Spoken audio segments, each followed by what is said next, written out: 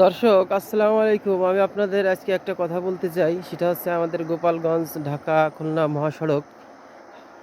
এই মহাসড়ক হাইওয়েতে প্রতিনিয়ত ঘটনা ঘটে থাকে। সেটা হচ্ছে এত সকালে আমি প্রতিদিন জগিংয়ে আসি, তখন দেখি একটা দিকেই খেয়াল করলাম, সেটা হচ্ছে এখানে যে বেপরোয়া গাড়ি চলে। আমাদের এখানে 4 লেনের দরকার।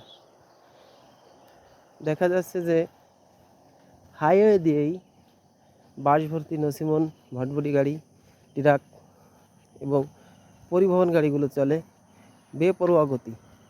সব হাই গতিতে গাড়িগুলো চলে, এই কারণে দুর্ঘটনা ঘটে থাকে। এখানে সকাল এত ভোরে কোনো হাইওয়ে পুলিশ, ট্রাফিক পুলিশ থাকে না ডিউটিতে।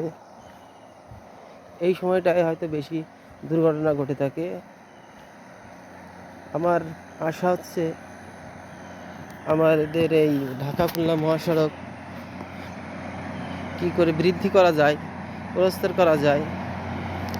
এত ছোট রাস্তা দিয়ে এতগুলো গাড়ি যাওয়া এবং আসা করে, এই জন্য নিয়তই দুর্ঘটনা ঘটে থাকে। আমরা চাই যে নিয়ত এভাবে দুর্ঘটনা না ঘটুক, এভাবে বেপরোয়া গাড়ি না চলুক। যে লেন দিয়ে গাড়ি যাবে অন্য লেন দিয়ে গাড়ি আসবে, বেপরোয়া ভাবে গাড়ি চলছে। দেখছেন কীভাবে বেপরোয়া গাড়ি চলছে, অনেক দ্রুত গতি,